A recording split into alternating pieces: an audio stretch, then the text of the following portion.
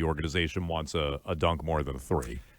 Yeah, I would say they don't. I don't think that, and I think the head coach is one of them. Brad started off by talking about and being asked about Tracy McGrady's comments about Jaylen Brown's frustration with the organization. Brad said, well, he hasn't expressed that to me. We both read that as a bad thing. That means Jaylen's not being truthful to Brad or not expressing his true feelings to Brad. He'll go run and tell T-Mac all about what's going on here. But maybe he's starting to ice the organization out on how he really feels because he's greasing the skids for an exit. Maybe. Yeah. I think we all know how Jaylen truly feels. He wants his own team. He made that clear all year long, even though people wanted to ignore it. He made that clear all year long. It's a non-0% chance that he's playing somewhere else next year. Yeah. Right? Yeah. Like, I think it's still more likely that he's here, but I think it's like 0% if it's up to the Celtics. I don't think the Celtics want to trade him. I agree. I think they want to keep him. I think they feel like Brown and Tatum can win together. But if Jaylen doesn't want to be here, he's gone. Yeah, that's so how it's it works like in the NBA. I think it's that binary. Yeah. The team wants to keep him. It's up to him if he wants to stay. If he doesn't want to stay, he's going to be in another uniform. And this will annoy a lot of people, but do you almost have to like sell him on the team to stay with the team? Like you might have to do that, and it's pathetic. And it's like you're already paying him $60 million, and I could see people being like, "That's insane." Like that's. You're probably right. But you probably have to. But sit down with him and be like, "Hey, listen, we need you. You're the man. We stink. We're nothing without you. You're so good. You're so good in Game 7. We love you. We love you. We love you. Yeah. You almost beat Philly that time. That was awesome. Please stay with us. So that was like the headliner out of the beginning of the Brad Stevens press conference. The other is I don't really think he had Tatum's back really whatsoever when it came to him missing Game 7. He's like, yeah, well, we thought he was going to play. We gave him some rest. He showed up and it didn't look or feel right. Didn't look or feel right, or your doctor said he couldn't play.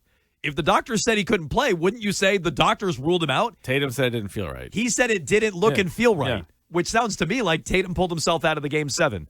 And Tatum said he could have played in round 2. Brad said it wasn't a long-term injury. So more there than I expected out of Stevens. What'd you think of that 3-point answer where he said, yeah, we took some bad ones. We got a lot of good looks. The Pritchard look, I agree. Wide open in the corner. Pritchard missed a really good look. That was a kick to the corner, wide open with the Celtics down 1. I personally had no problem with that 3. It was just frustrating to watch him miss all these jump shots while Maxey went down to the other end and hit layups. But he also says, yeah, they all want a dunk more than a 3, and they want more looks at the rim. I'm not sure everybody wants that. No, that's why it's not full. Like, Brad handles himself pretty well in these situations, but I think you can see like a little bit of finger pointing now between Mazzulla and Brad.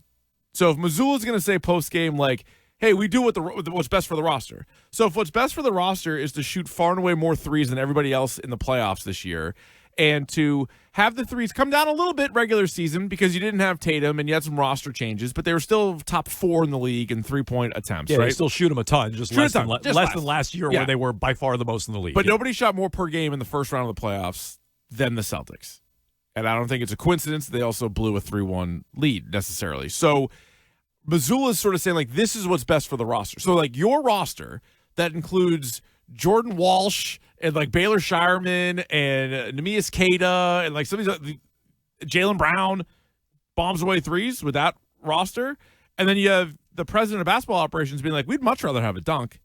I haven't seen that. I haven't heard Mazzulla say stuff like that. Interesting. Maybe it is a little sniping back and forth. It's a little bit. Now Brad also puts it on him, and he's like, we got to make some improve the roster or whatever he says. So that's a me thing. I need to do that. So I think Brad's taking a little bit more accountability than like Mazzulla is in this situation. But you can't have both things. You can't be like, well, our roster says shoot a ton of threes, and then you have the president being like, take more 2s and dunks, or take more dunks specifically, or close 2s, or like shots near the basket. We want more shots at the rim. Okay, is one of the things he said. By the way, Twitch chat is pointing out something Billy Lanny observed during that press conference, which is Brad Stevens maybe mixing what was he eating? Saltines? What was he eating? Saltine challenge. Yeah, he's a real dry mouth. Just a beautiful bottle of Gatorade sitting in front of him. Just take a sip. Take one sip. As the Twitch chat said. As they're asking some long-winded questions. Yeah. Take a sip. Yeah. Take a sip. We'll wait. Yeah. We'll wait for the answer. As the Twitch chat said, hey, Brad, wet your whistle a little bit there. Yeah, a little bit. Because it was some real dry mouth. One more here, and then we can get to your phone calls. This was on the second apron. Nick, are we going to hear the question? Was he asked about the second apron, or did he invoke it? The whole thing was like over 2 minutes long, okay, so it's kind of in the middle of the answer. So give me an idea. What was it? Was basically like he asked about it was their like finances? Kind of like what kind of moves can you make in the offseason? Okay, so he's asked about transactions, and he brings it to finances. Interesting. Okay, let's hear this. As frustrating as last summer was for all of us, right? is because we were in it with regard to those aprons and in the CBA, and we needed to give ourselves more flexibility to create a longer window. And again, if you would have asked me last summer, the end result of that probably was going to hurt us this year. How that would be, again, I didn't know, and I certainly, again, wasn't going to put a ceiling on our team regardless. But, it probably did. And so now we have to, use what we can to build this thing moving forward and add to it.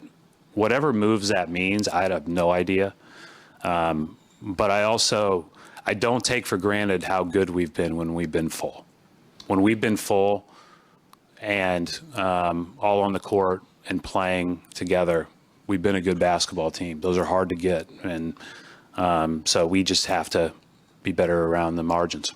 Okay. That doesn't sound like a guy who's trading Jaylen Brown. No. Or bringing in Giannis for that matter. No. Likes the team when they're all out there. I go back and forth on the they clearly wanted this salary dump last year. But the guys they got rid of, I don't know how good they were going to be this year. And that's why I think going into the playoffs, before they played a single game against Philly, you could make the case that they were slightly better than they were a year ago. At least I would. Maybe not 2 years ago when Drew Holiday was closer to his top of his powers. They down the stretch were playing better basketball this year than last year. Last year they might have had more talent on the roster, but they were playing better basketball this year. Well, Porzingis had like a mystery illness. Drew Holiday missed a couple of playoff games. Al Horford was good like one game a series. Like I think they were in a weird way almost better off because you weren't relying on those guys. You weren't like, hey, we're going to start Porzingis and then he's going to go 0 for 6, then we have to take him out, and those are all like wasted minutes.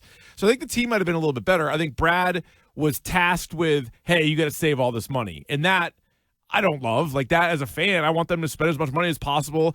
I think all the stuff that they talk about is such nonsense. All the penalties. Like, oh, you can't trade like a second-round pick and you won't be able to get like a mid-level. It's well, if your roster's loaded, what does it matter? Also, he said they extended their window. You lost earlier this year than you did last year. What window did you extend? The window seems to be closing is what seems to be happening What the hell now. window did you extend? Yeah, no, they didn't. Oh, we had to get out in front of these basketball penalties to extend our window. Well, you did worse this year than last year.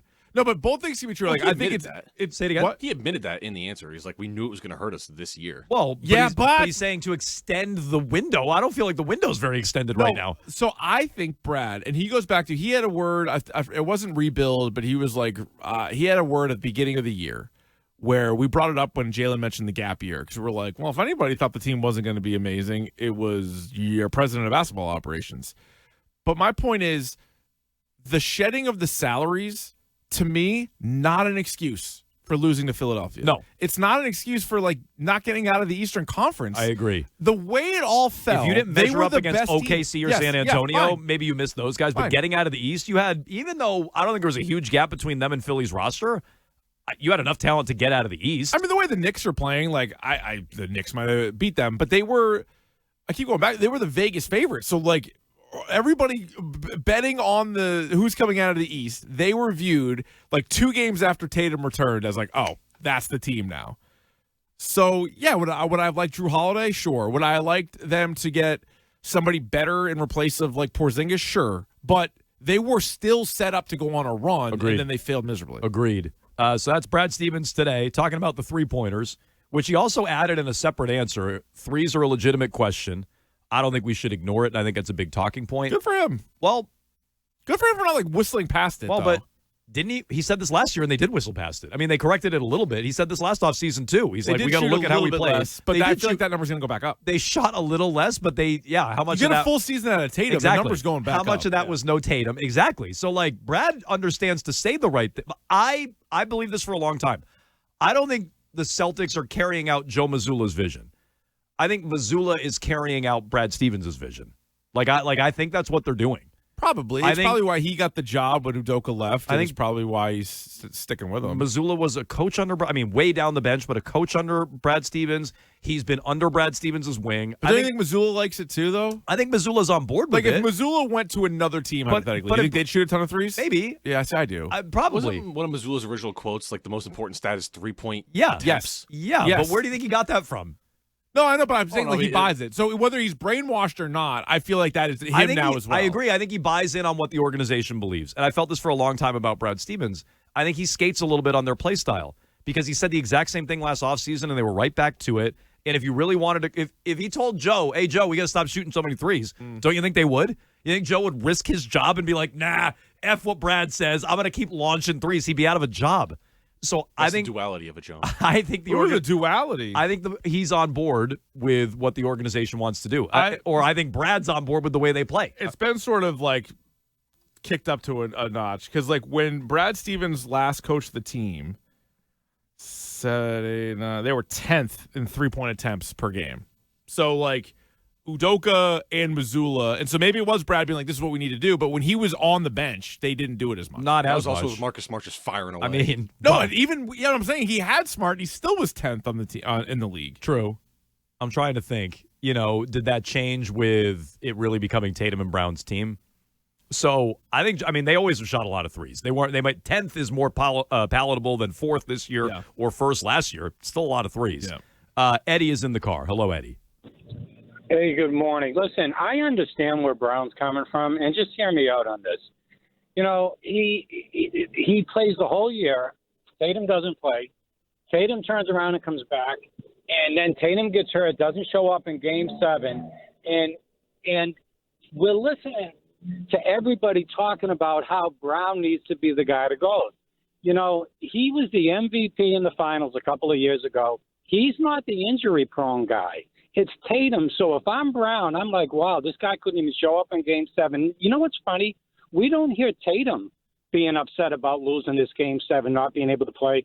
I love Brown because you know what Brown gives you? He gives you 100% effort. He may not always play great, but he brings his A game. And I feel bad for the guy. That's something I like about. I don't feel bad for him, but Tatum's that's not injury prone. Jaylen Brown misses more games than Jason Tatum. Tatum is not injury prone. He had one awful injury and he has come back from it. And I agree. He always plays. I agree with what Nick said. Jaylen Brown is more injury prone, so I don't agree with everything he said. I do agree that I like Jaylen's play style more than Tatum. Tatum's a better player. Yeah. Which earmuffs Jaylen. Tatum's a better player, but I like how Jaylen plays better. I don't feel bad for Jaylen, and I think he's being too harsh on Tatum. I think Tatum did say it stinks that they lost and things like that. No, Tatum in his season-ending press conference. Tatum was upset. I think he didn't show it when he was out yucking it up with Joel Embiid after the game. That's worse. No, I think he's verbalized some of that. No, I think his post game he came across as a player that lost. He didn't come across like Giannis to me or Kyrie Irving in years past. I actually think Jaylen Brown, maybe why he's also frustrated, is because believe it or not, Game 7 is what he wanted. He was the only star player on the court for the Celtics, and he could have won a Game 7. He could have had a big moment. He could have been like, see, like, that would have been, I got us here, and I won the Game 7 without Tatum. I think he probably was happy about it. That would have been such a feather in his cap to be like, Tatum missed the Game 7, and I won Game 7. Even though it was a first-round match, it'd be such a feather in his cap. You would have Finals MVP, Eastern Conference Finals MVP, Game 7 win when he wasn't there. Like, you would, but didn't happen, and now all these frustrations are coming out. And not coming through and playing like garbage and losing that game, that's a pretty severe swing the other way against Jaylen.